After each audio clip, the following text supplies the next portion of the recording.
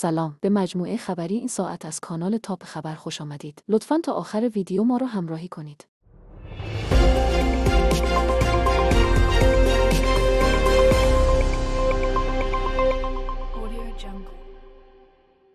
ارتش عربستان با هدف قرار دادن مناطق مرزی یمن یک نفر را به شهادت رسانده و یک نفر را نیز زخمی کرد.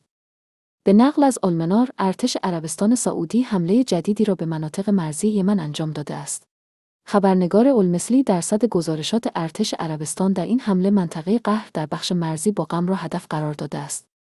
علاوه بر این، خبرنگار البصیر در الحدیده اعلام کرد در نتیجه انفجار دوشی انفجاری باقی مانده از دوران حملات شدید ارتش عربستان به یمن در بخش درهمین 3 شهروند یمنی از جمله 1 مرد و پسرش به شهادت رسیدند. منابع سوری از وقوع انفجار در اطراف فرودگاه خلخال واقع در شمال استان سعودی خبر دادند. دلیل انفجار رخ داده در این فرودگاه چه چیزی بوده است؟ منابع رسانی از سیتره ارتش اسرائیل در سطح منطقه واقع در حومه قنیطره در جنوب سوریه خبر دادند. ارتش اسرائیل بخش‌های جدیدی از خاک سوریه را به اشغال خود درآورده است. سد من چرا بزرگترین سد جنوب سوریه است؟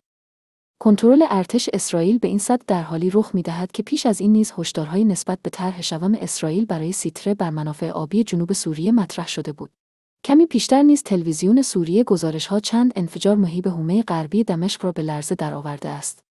این رسانه سوری با اعلام این موضوع بیان کرد، خبرهای درباره حمله هوایی اسرائیل به منطقه نظامی تالش هم منتشر شده است. علاوه بر این منابع رسانه‌ای، گزارش شدن جنگنده‌ها و هواپیماهای شناسایی ارتش اسرائیل، پروازهای پرشماری و بر فراز چندین منطقه در حومه غربی درعا و حومه جنوبی قنیطره به انجام رساندند.